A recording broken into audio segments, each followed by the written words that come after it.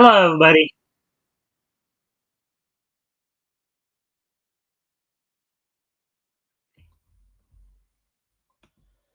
All right, so happy Wednesday. Today is, of course, Wednesday. We already have somebody. We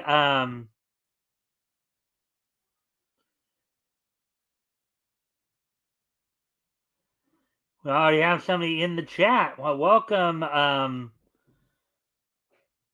GJ. Gaspiel. Beware of Andrew. Ditch the poop squatch. Okay, I don't know who that is. He's disgusting, Mike. Well, don't know anything about it, but hey, anyways, so today is Hump Day, also known as Wednesday. Today's Wednesday, October 23rd, 2024. So welcome everybody to the Mikestand. Um, and since we do have some people actually in here already, I guess I can talk a little bit about what's on tap for tonight. So tonight we're going to we got three articles we're going to go over. Two actually from Me TV Tunes. Going to talk some cartoon news as well as some cartoon articles, as well as, of course, we do have a comics article we're going to go over. So, among the things that we're going to talk about, of course, we're going to delve into some of the fan theories behind why Shaggy in the Scooby Doo series eventually um, began wearing a red shirt. Um, also, some last minute cartoon Halloween costume ideas, and also in comics news, which we'll go over to Bleeding Fool for. Um, we're going to be looking at Dynamite Entertainment, as they have announced that they're going to be publishing a Silverhawks comics. Now, for those of us who grew up in the 80s, of course, you might remember the Silverhawks cartoon produced by Rankin Bass. Of course, they also did more famously the original Thundercats cartoon. Um, you know, so with the voice talents, of course, of Earl Hammond, Bob McFadden, Peter Newman. Um, let's see, Maggie Jacobs, Well, now she's known as Maggie Wheeler, but she was known then as Maggie Jacobson, I believe. Um, so, um, so let's see now.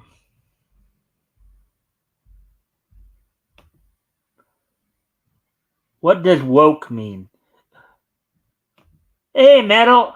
Thanks for popping in. Well, GJ, woke, the term that's come to be known as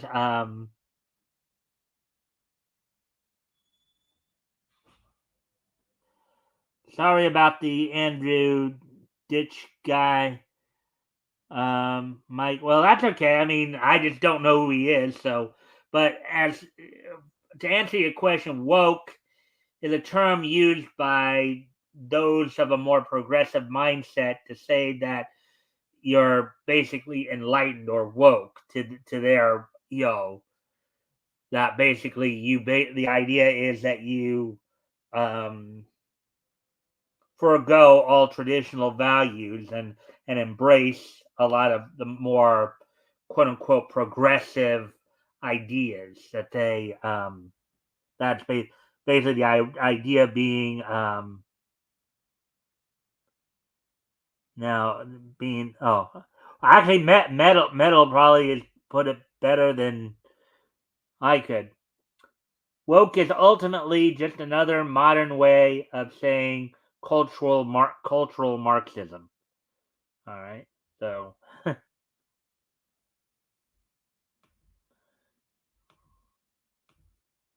now, oh, now what is a hedge fund manager?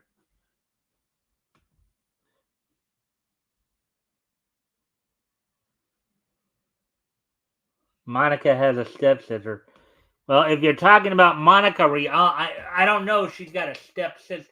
I know she has a brother. If you're talking about Monica Rial, I know she's got a brother and a sister. Both worked with her at both at ADV, which eventually became Sentai, and I don't know if her sister Natalie had worked at Funimation at all, but anyways, with all that being said, now why don't we get into the articles that we're going to talk about tonight? Um, and as always, if you guys haven't already, if you guys can help out by liking and sharing the stream, see if we get some more friendly people here to engage. That'd be appreciated. Also, if anything here grabs your attention, feel free to comment and or ask questions, and I'll try to answer the questions to the best of my ability. So with that being said, let's get into the. Oh, come on. All right. Anyways, all right. So let's get into the articles here. So the first article here. So exploring the fan theories behind Red Shirt Shaggy. Now, what they're talking about here, red shirt, more like red flag. Now, what happened, I believe what they're getting at here is in some of the Superstar Supercade movies that came out in the like 87, 88, the movies like Scooby-Doo and the Boo Brothers, Scooby-Doo and the Ghoul School, which we talked about, and Scooby-Doo and the Reluctant Werewolf, instead of wearing his original green t-shirt that you see on the left there, that he was well known for wearing, throughout his previous incarnations. They instead had him start wearing a red T-shirt. And now, granted, nobody knows or understands why that was, but I guess they're going to talk about here some of the theories behind why he did that or why they had him do that. So let's get into the articles here. All right, so when you think of Shaggy Rogers, beloved sidekick of Scooby-Doo, what do you think of? Gigantic sandwiches, Scooby snacks, perhaps a green T-shirt? For nearly 16 years, in other words, I'm guessing from 1969 to 1985, Shaggy consistently wore a green T-shirt in every episode and special, but then everything changed when the 13 Ghosts of School. So they're saying that this even started with the 13 Ghosts. I thought he was still wearing the green T-shirt there, but they're claiming that the 13 Ghosts of Scooby-Doo premiered in 1985, and suddenly Shaggy was now wearing a bright red T-shirt. Now, of course, for those of you who may not remember, the 13 Ghosts of Scooby-Doo was the one where they brought in, of course, Vincent Price to voice Vincent Van Ghoul. They introduced the character Flim Flam. You still had Shaggy, Scooby, and Scrappy Doo from Shaggy and Scooby, or Scooby and Scrappy Doo, as well as the new Scooby Doo Mysteries, and also Daphne in that.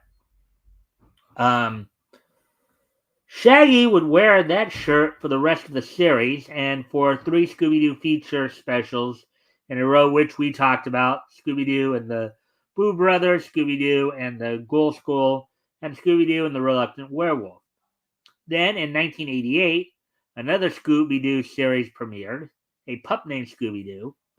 Then the new series takes place during Shaggy's childhood, so now he was back to a green shirt. Mm-hmm. And I know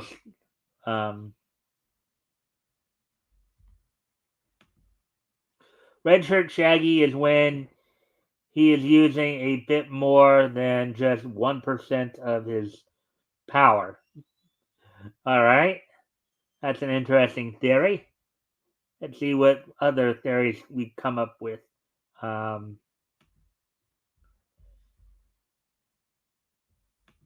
Metal. Let's see. But a change had been made, and Shaggy was back to green shirts until uh, 2001 Scooby Doo and the Cyber Chase, where Mystery Inc. meets the video game versions of themselves, including a Shaggy who is wearing a red shirt.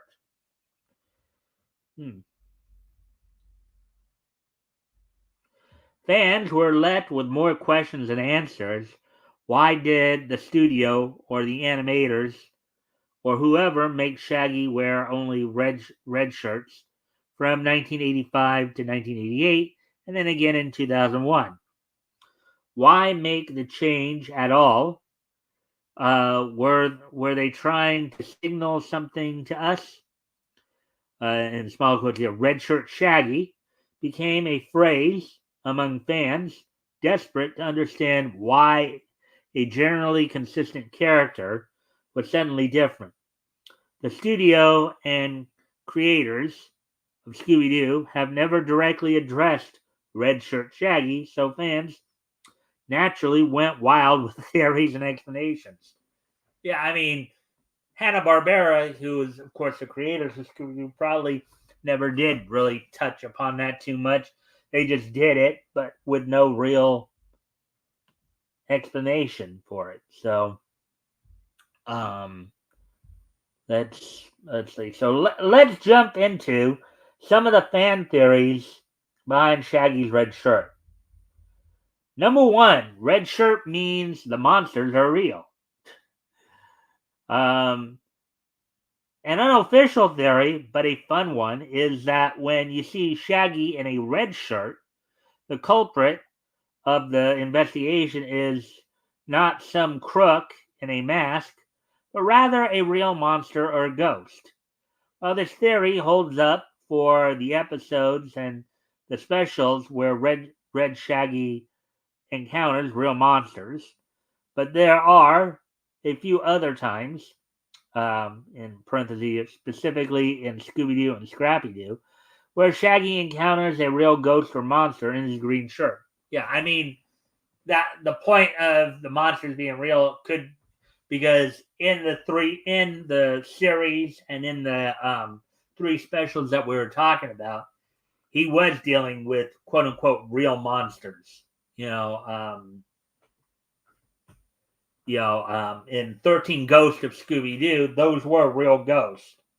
Um, in Scooby Doo and the Boo Brothers were actually real ghosts.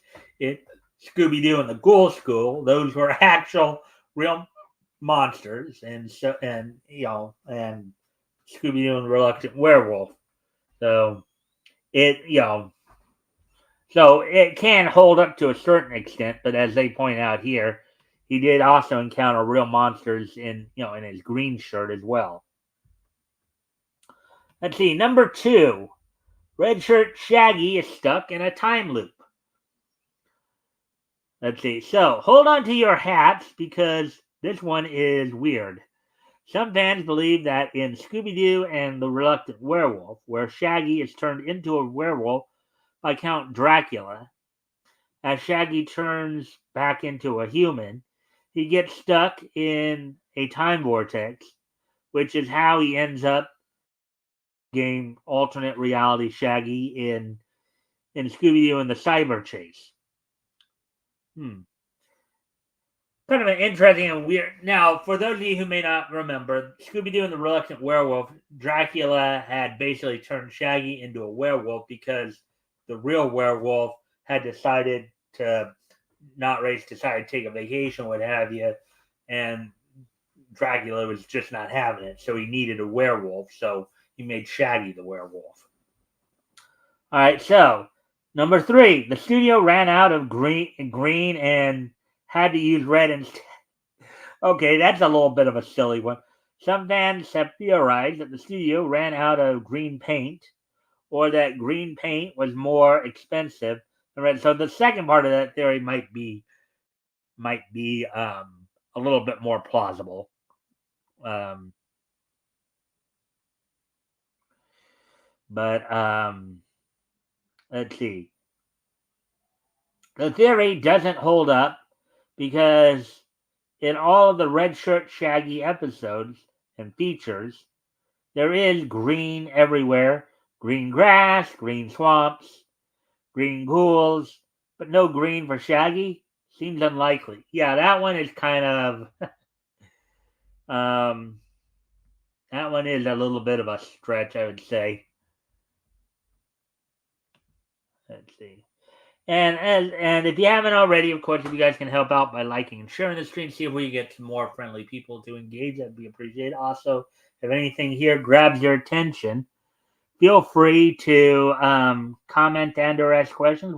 And I'll try to answer the questions to the best of my ability. So let's see. Red is the cheapest paint color because iron is extremely abundant in the universe, thanks to supermove.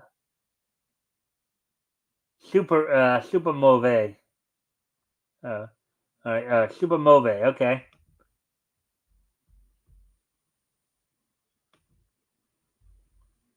Color blindness.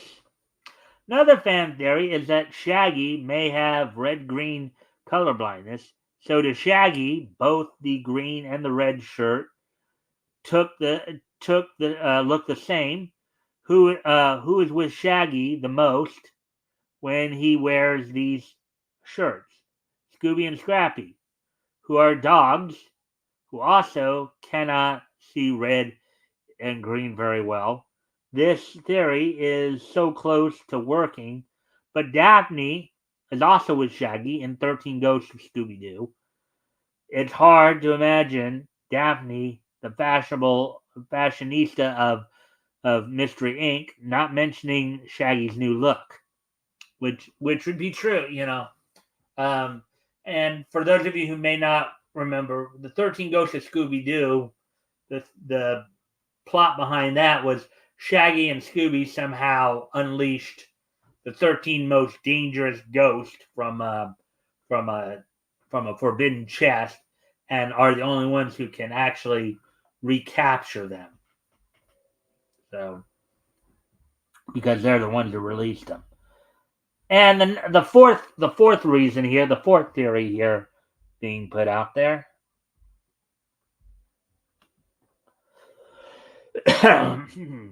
A fourth theory being put out there is that they just wanted to update Shaggy's look. Now, even I don't, changing a shirt color to update somebody's look, that seems a little. This reasoning is the most realistic and most boring explanation. The Scooby-Doo gang had been on TV for 16 years and needed to look more modern and relevant to the 80s audience. In the 13 Ghosts of Scooby-Doo, Shaggy's look changes, but so does Daphne's. Daphne's outfit and hair change into a more Charlie's Angel style look. A refreshed look for the 1980s is the most logical conclusion for Red Shirt Shaggy. And then we get Green Shirt Shaggy back as they step back in time to a pup named Scooby-Doo. The truth is, we will never really know why Shaggy was given a red shirt for 3 years. But what we do know is that it confused us all. So there you go.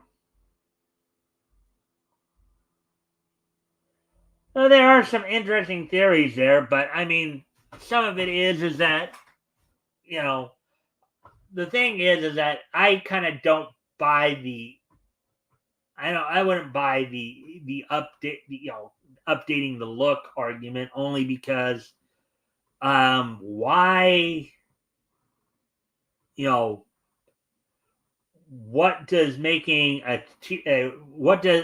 why is a red shirt an update on a green shirt? That's something that I just don't seem to get, and I don't know if anybody would really get that. It's a pretty simplistic way of looking at things. How is red more of an update as compared to green?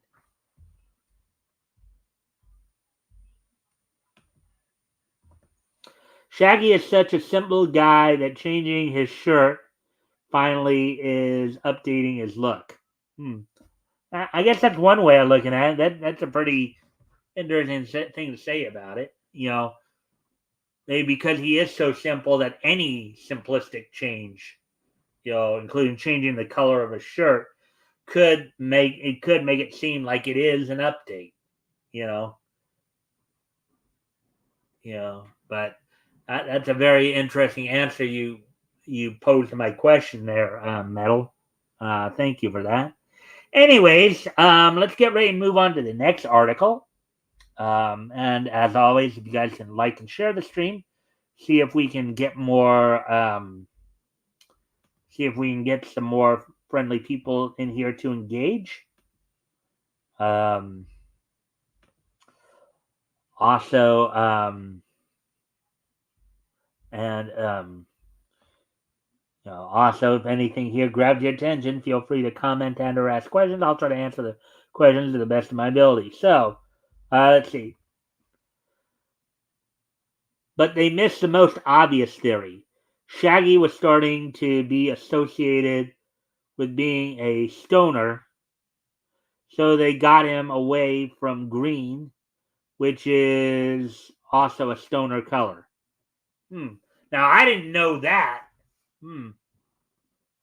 But then, as I understand it, there are many people out there who basically believe that maybe it's because it did start in 1969 or whatever, but I know that there were some theories thrown out there that the Scooby Gang as a whole were a bunch of stoners. So,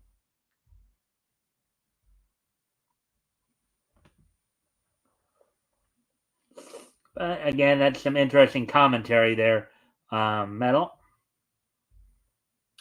All right, so here's the next article we're going to look at. Last minute cartoon Halloween costumes. Halloween is quickly approaching. Here are some quick and easy cartoon costumes. Article was published yesterday by the Me TV Toon staff. So let's take a look at these. Maybe some ideas for some of you out there who will be thinking of dressing up in about 8 days here. Next Thursday.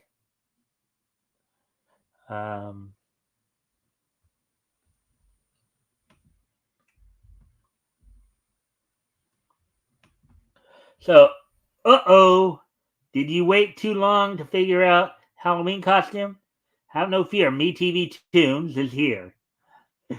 We have lots of fun and, more importantly, easy cartoon themed Halloween costumes for this spooky season. These are not impressive or jaw-droppingly great costumes, but they are quick and you likely have all the materials in your home. Let's keep it easy and, more importantly, cheap this Halloween while still having fun pretending to be our favorite cartoon characters.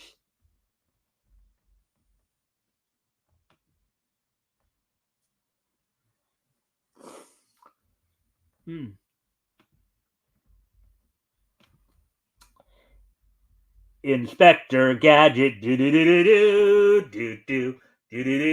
Inspector Gadget, of course, number one here. Of course, the voiced by the late great Don Adams of course, Get Smart fame, among other things. Also, of course, over the years, had also voiced Tennessee Tuxedo. So for Inspector Gadget here, all you really need for this costume is a trench coat and a fedora, or a trilby hat if you're really committed. On parentheses. The rest is up to you.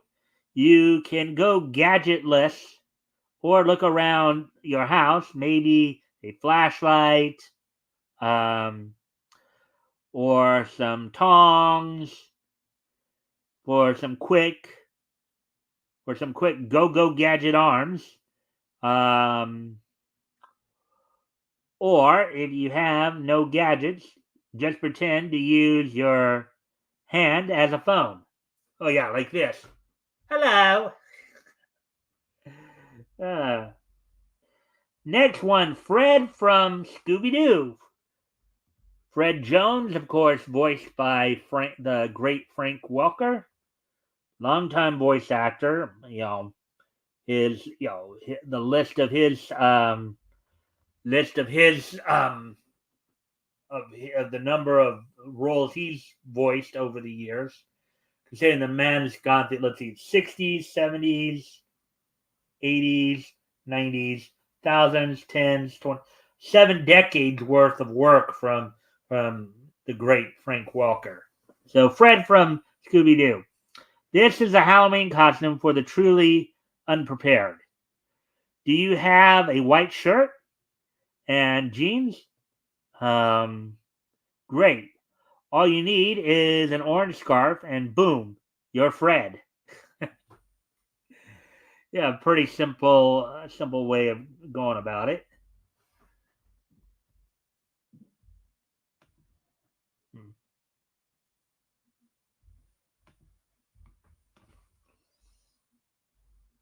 Shaggy from Scooby Doo. Oh, we get Shaggy again, everybody. And here they have him in his green T-shirt. Let's see. Another low lift costume. Do you have a green shirt? No, that's okay. Red shirt Shaggy exists. All you have to do is work on your zoinks. Yeah, just a green or red T-shirt.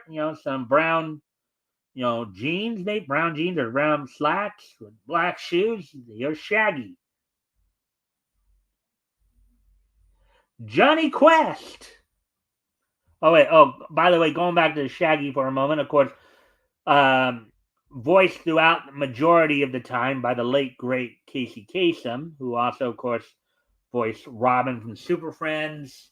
Um, let's see, Cliff Jumper, Blue Streak, Teletran One from Transformers, um, among other characters. Um, I think in more recent memory, I think Scott Menville may be currently voicing him. I'm not sure if it's Scott Menville or Matthew Lillard. Matthew Lillard might be actually the one who's currently voicing him. Reprising the role from the live action movies. All right, so Johnny Quest. Johnny Quest, of course, voiced by Tim Matheson. Um, you know, um, Find your black turtleneck and your sense of adventure because you're going to be Johnny Quest for Halloween. Bonus points if you have a little stuffed or real live bulldog to be Bandit.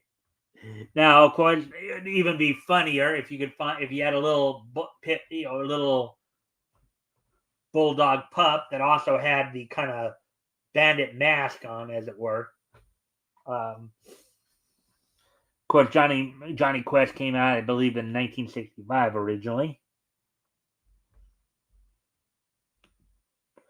Lillard had been voicing him for many years, but not sure if he still is. Yeah, I thought I remembered hearing that. I think at one point it might not have been Scott Menville, it might have been Scott Innes actually, who also spent some time voicing him as well. Hey, Carrie. Just dropping in to say hi, Mike. Hi, Mike. Leave a like.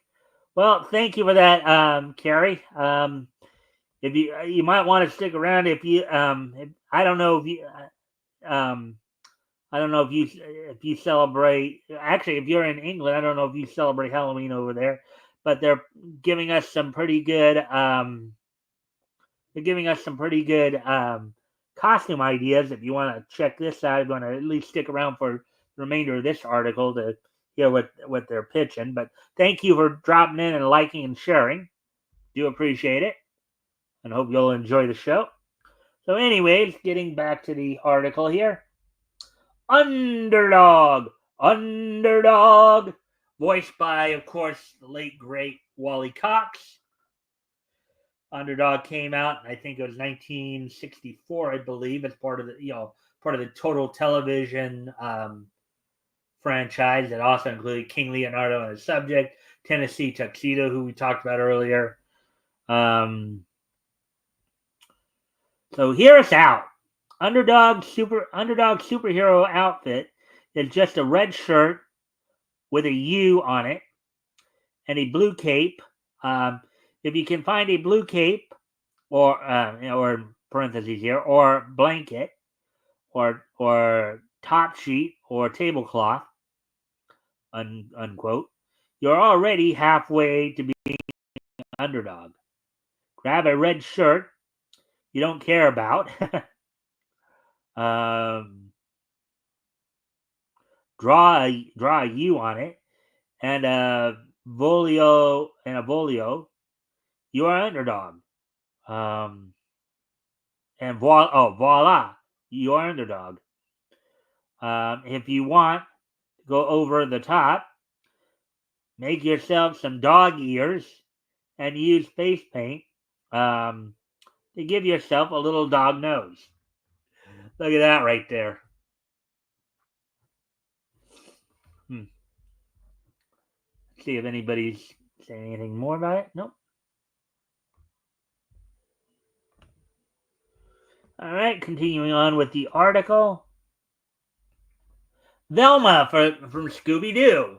Of course, Velma has been portrayed by many actresses over the years, initially by Nicole Jaffe, from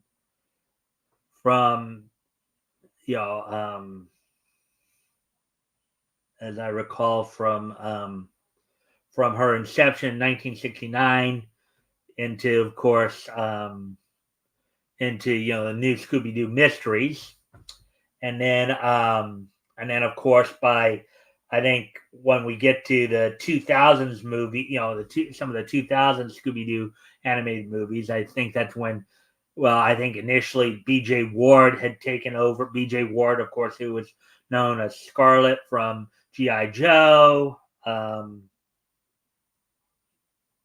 Let's see, Princess Allura from Voltron, among other characters. And then, of course, as we get into some of the 2000 series, like, as I recall, Mystery Incorporated, and we know that Mindy Cohn had taken over for a while, her voice. And, of course, everybody knows the most infamous version recently as the series that many people would not even consider part of the Scooby-Doo continuity, Velma, with Mindy Kaling. But I think many of you would agree the less said about that, the better. Let's see now. But anyways, okay, so you will need 2 items: an orange turtleneck, a pair of glasses. The rest is just in the act and hitting your jinkies just right. And of course, as again previously mentioned, I'm sure this is Mindy Kaling's favorite Halloween costume, right? Moving on to the next one.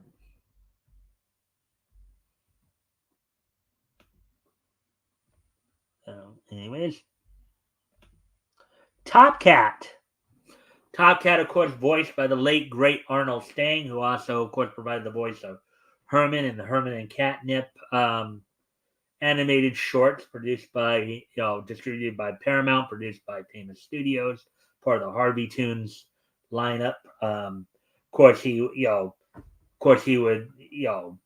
reprise that role in Yogi's Treasure Hunt, and I believe also in the Hanna-Barbera animated movie Top Cat and the Beverly Hills Cats. So, grab a purple hat and vest. Use yellow construction paper to cut out a pair of cat ears to tuck into your hat. And there you go, baby.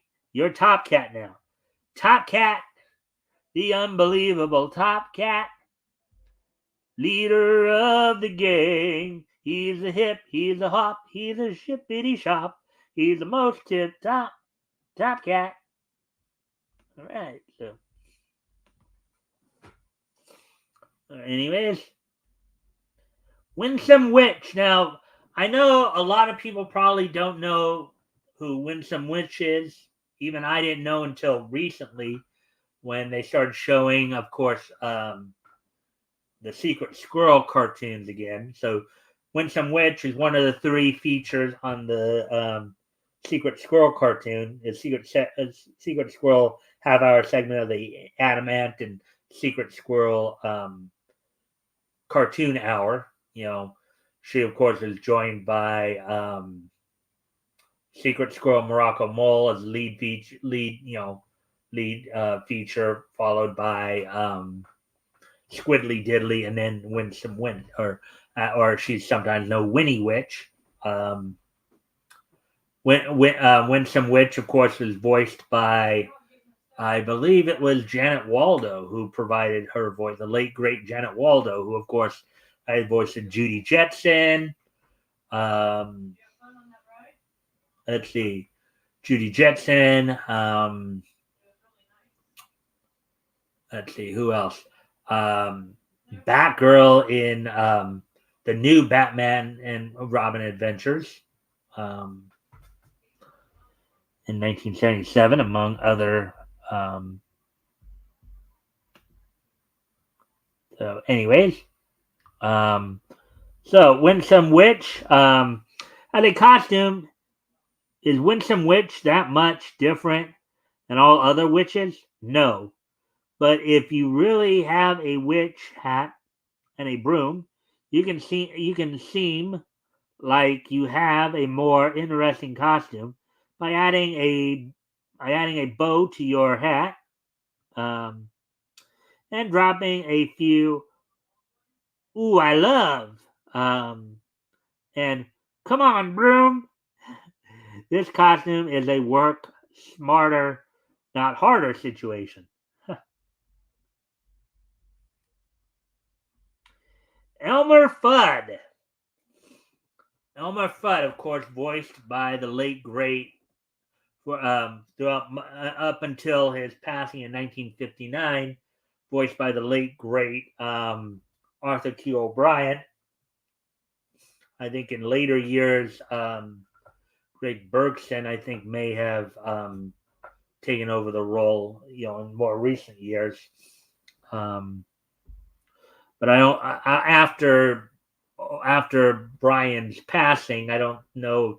I think Mel Blanc may have done one or two of his appearances, but other than that, so another work smarter, not harder costume.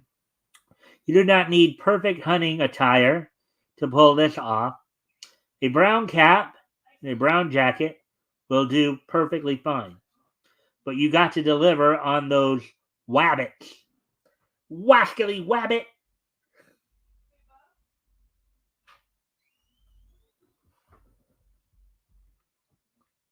Aquaman. All right, so Aquaman has been depicted in a few series, of course.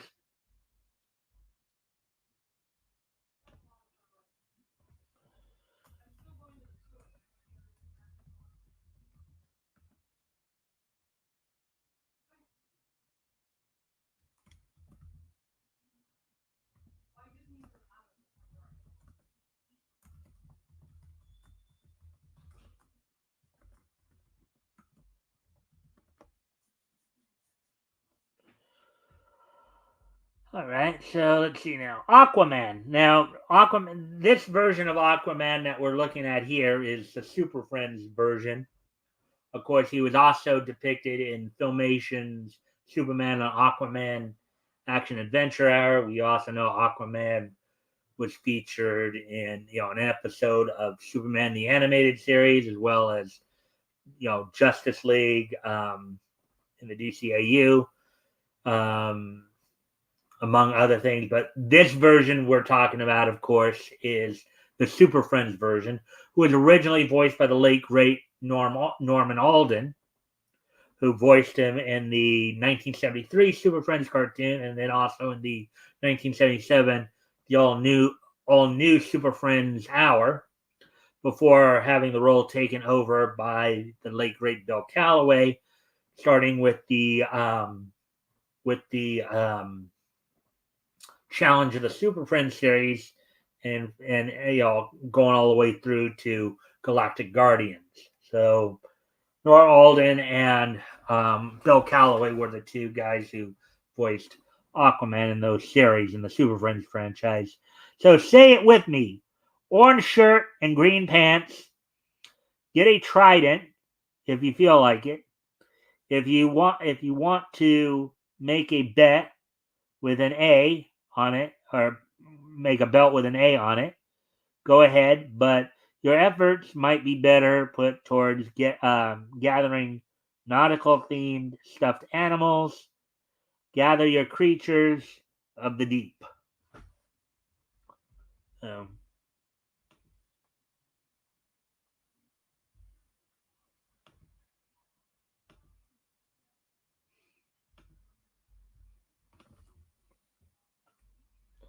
Casper, the friendly ghost, the friendliest ghost you know.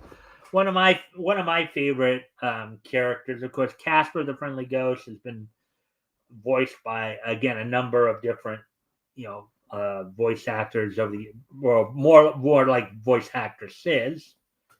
Throughout many of the Harvey Toon shorts produced in the 40s and 50s, you had, of course, the late great Cecil Roy. I think there was one or two others that I also think that through different periods of time, more in the new Casper cartoon series, Norma McMillan took over the role there. I think Ginny Tyler. Although, if you guys remember, we actually did talk a little bit about Casper recently on one of the shows here. But Casper the Friendly Ghost, classics are classic for a reason. If simplicity is what you crave this Halloween, find a white sheet, cut out 2 eye holes, and be a friendly ghost. Yeah, just the whole premise of him going out and trying to find friends and not scare people. That's a very, very sweet, innocent, thing to do. That's why I think Casper is one of the most beloved. I mean, Harvey Toon's characters as a whole, because of just their genuine innocence, are just the kind of characters that just you want to hang out with most, I think. But all right, and of course they're just showing us an ad here. Watch MeTV Toon Spectacular Sundays that are airing right now on Sundays. This Sunday you'll have the gang from Spengoli coming on to host some of the shows, and might want to check that out. Sunday, starting at actually 10 Eastern, you get the Frankenstone segments from the Flintstone, the new Fred and Barney show, along with, then, you get Scooby Doo Halloween specials hosted by Spenguli's gang, and then they'll have their own Bonanza as well in there. So with that, we do have one more article we're going to go over, comics related article, and we go head over to Bleeding Fool. Head over to Bleeding Fool to grab that article from comic section. And this one is going to be a pretty quickie. That's why it's still going to, even though we are running, we're already at the 44-minute, coming up on 45 minutes. So, and any kind of showcase, of course, we'll do that tomorrow. Do that one tomorrow. But this is the article from here that I was talking about earlier that we're going to do here. Pretty quickie article, too. So, Dynamite Entertainment Dynamite Entertainment announces Silverhawks comic adaptation. Article by Avi Green, published earlier today. So, again, for those of you like myself who grew up in the 80s, probably remember the cartoon, the Rankin Bass cartoon, Silverhawks. Granted, not quite as popular.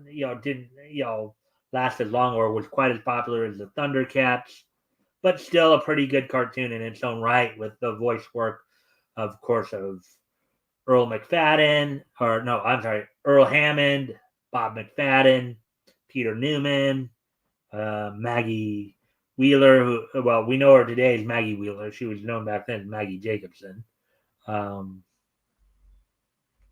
others. So let's look into this. So,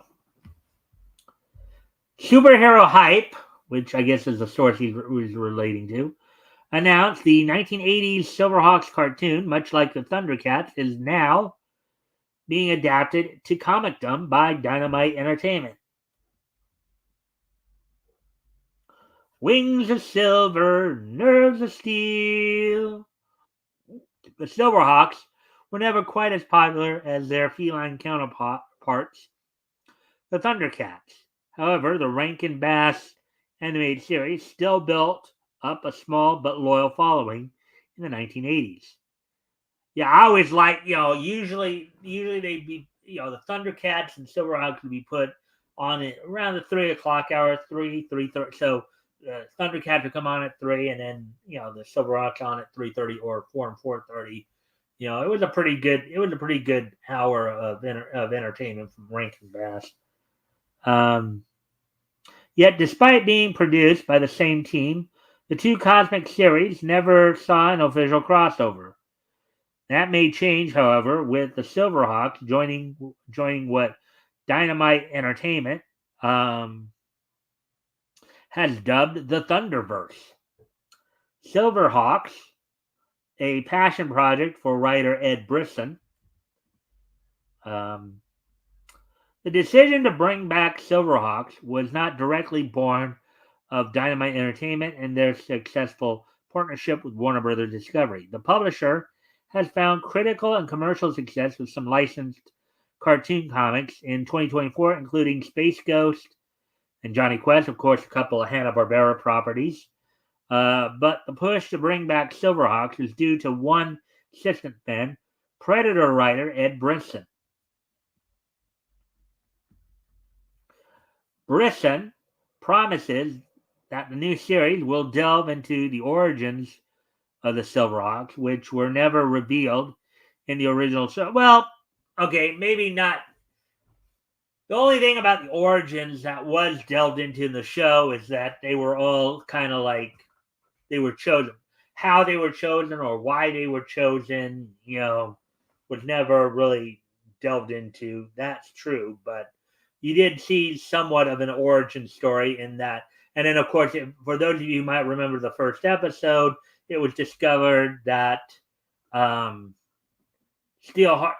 was a heart issue for the Steel twins, and they literally had to actually transplant new hearts into them. So, quote, an inventive procedural approach, quote unquote, will be used to explore incidents, events, and locations only hinted at by the cartoon.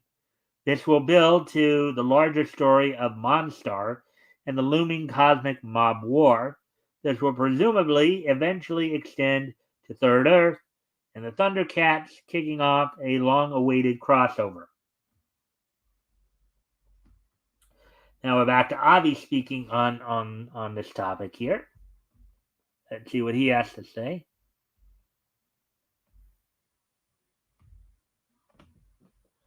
Let's see. So, okay, so here's Avi speaking. Here I have to take issue with quote unquote revealed, and I guess even quote unquote delve. What's there to reveal when these are fictional characters? It's only a matter of origins never having been officially written, created, developed for the original TV cartoon almost 4 decades ago. Go ahead and develop some for this new take if you must, but as I've made clear before, it's insulting to the intellect when these press sources and even writers make it sound like these are real people here and they're only fictional characters. Well, yeah, but for any good story to work out, you may want to delve into people's backstory a little bit. I mean, you know, granted, in a lot of like episodic cartoon and a lot of like the stuff like you'd see from Warner Brothers and MGM and Disney, when you have anthropomorphic characters like Bugs Bunny and Yogi Bear and Tom and Jerry and Mickey Mouse and stuff like that. Yeah, maybe delving into anything too deep with them is kind of pointless. But with more serious cartoons like Silverhawks, and it might, especially if you're planning on expanding it and doing crossover, it might be interesting to see how the characters interrelate with each other, and maybe getting into their backstory a little bit might influence how they might interact with other characters.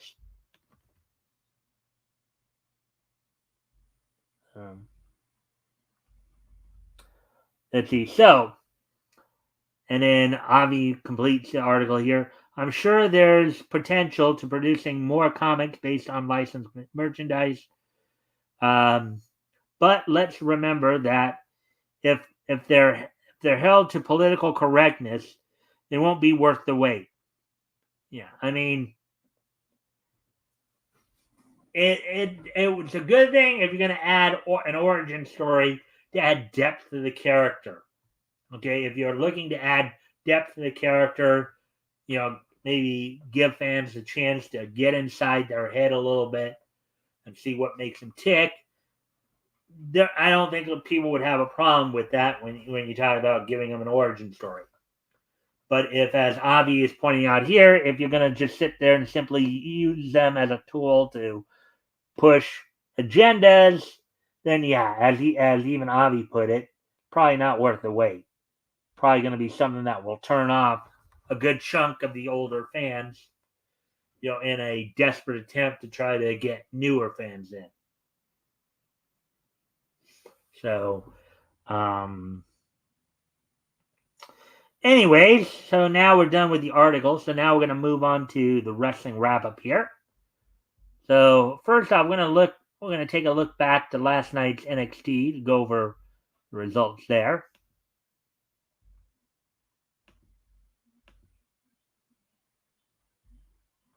Before we talk about some AEW news. So going back, of course, to last night's NXT. And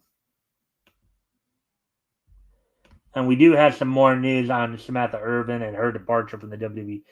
So in the opening match, Damage Control of Kairi Sane and Io Sky took on Metaphor duo of Jakara Jackson and Last Legend. That match ended up in a no contest. In the second women's match, Jada Parker defeated Tatum Paxley. Former NXT North American champion Oba Femi defeated Lucas Crucifino, who had Channing Lorenzo in his corner. Sol Ruka defeated Carmen Petrovich, as these two had been on TNA programming recently in the past couple of months here. Let's see, Hank and Tank, Tank Ledger and Hank Walker, with Cole Custer in their corner, defeated Out of the Mud, duo of Bronco Nima and Lucien Price, with Jada Parker in their corner. And then the main event saw Julia and Stephanie McCurr defeat Fatal Influence duo of Fallon Henley and JC Jane, with Jasmine Nix in their corner. Now, aside from the results, of course, some other news came out. Some more information came out in regards to some more information came out in regards to, of course, Samantha Irvin's leaving the WWE, as it was also reported that part of the reason a couple of other reasons why she wanted to spend more time with her daughter. And also, she also found it difficult to get time off so she could pursue other interests. So that's why. Now, while there have been rumors flying that she might end up going to AEW, even her fiance Ricochet, who's currently in AEW, has squashed that idea and basically said, no, she's not coming to AEW. I think based on everything we've heard thus far, now basically a lot of people are saying never say never, but I think truly it's because she wants to pursue other interests outside of wrestling, her music career, and spending time with her daughter. Also, some other news that came out as a result of what happened on Monday night. There was some heat from fans on Carlito over his comments, after the segment, when he went into Adam Pearce's office, where he'd come in and Damage Control had been complaining to Adam Pearce in their native language of Japanese, only for Carlito to come in and say, "Oh, I got to learn Chinese." Many people thought that was a bit of a racist take, an insensitive take. But the problem with that too, and it's kind of funny, when of course Kyrie and Io were asked about that themselves, they just said, "Well, no, we don't take it personally. He's just being an idiot," And I think this is something where people also have to take a step back. And first off, Carlito's a heel, so he's going to do things that are going to draw heel heat. So sometimes making, kind of what some people might argue are ignorant or even racist comments, it may not necessarily be a true reflection of what he actually feels. It just may be him playing a heel character, or even as Kyrie and Io put it, him being an idiot, But, you have to look at things like that and take them with a grain of salt too, just in that, sometimes heels are going to do things to draw heel heat, and sometimes they may blur the line between work and shoot, but that's what draws people in, right?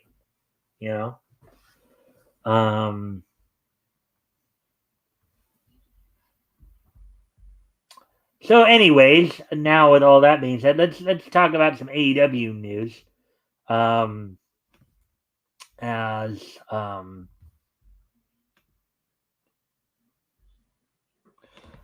of course, and now one piece of news I'll talk about before I talk about what was on tonight, what was scheduled on tonight's Dynamite.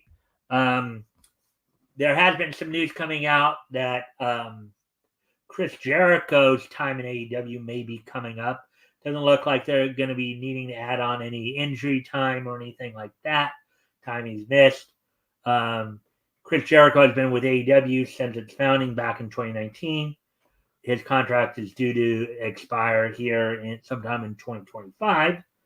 So there's been some talk. Maybe he'll go back to WWE.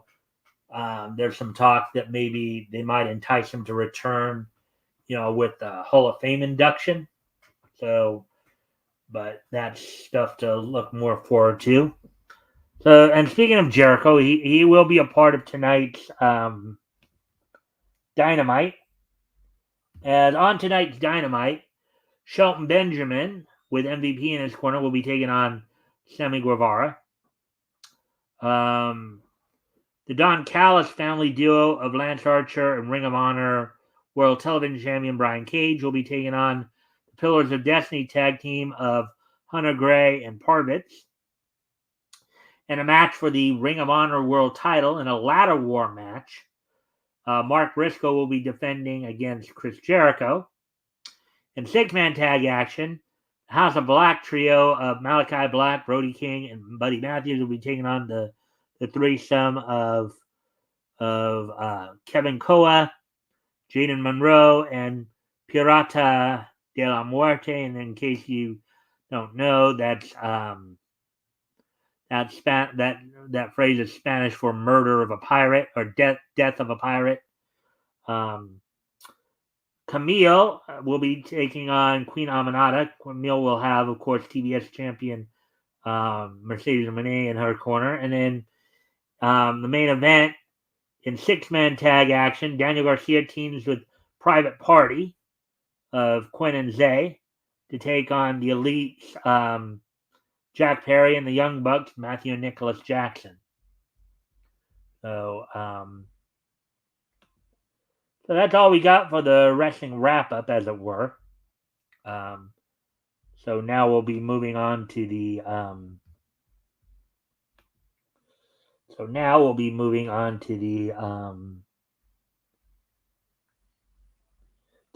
This Day in Each History segment.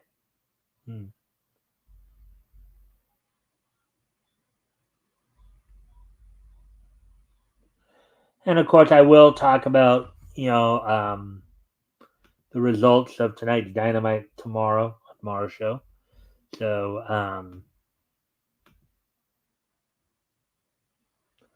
anyways, with today being Wednesday, October 23rd or 24th rather, 2024, let's go ahead and take a look back at this day in each history.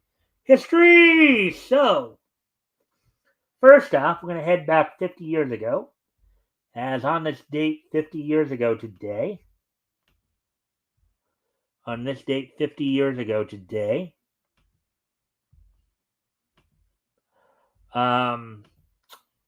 Robert Fuller would defeat Jerry Lawler for the NWA Mid-American Southern title in Nashville, Tennessee. So on this date, 50 years ago today, Robert Fuller, who some of you may remember more for his managerial days as Colonel Robert Parker in WCW, or even as Tennessee Lee WWE when he managed Jeff Jarrett.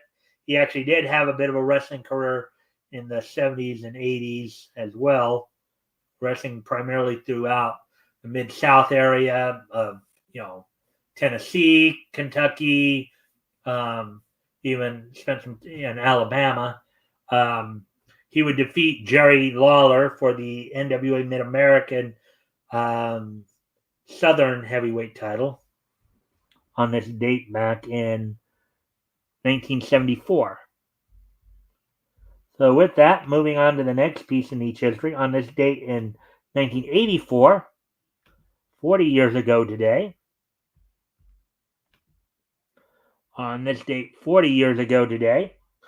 the 20th issue of Volume 1 of Thing from Marvel Comics went on sale on this date back in 1984. Sold for 60 cents, was 32 pages. The story was titled The Way Things Were, written by John Byrne, with pencils by Ron Wilson, inks by Michael Gustovich. Jack Morelli did the lettering, and Bob Sharon did the coloring. On this date, 40 years ago today, 20th issue of Thing from Marvel Comics went on sale on this date back in 1984. Now, moving on to the next piece in each history, we move ahead to 2019. I'm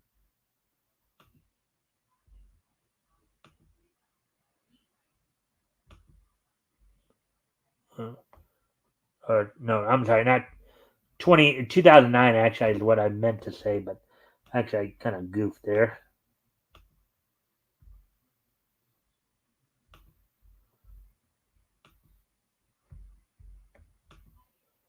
So on this date in 2009, 15 years ago today, Project IG's OVA, Nora Una Tachi no Ode Kake, was released on was released. Of course, I guess it's part of the Shoujo Vital Girls Fight franchise. So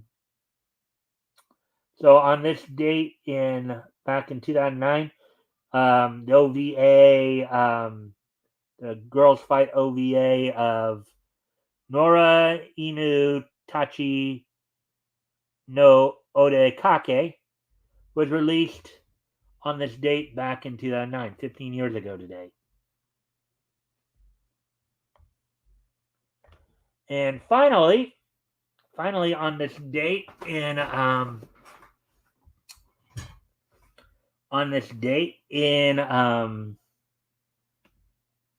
2014,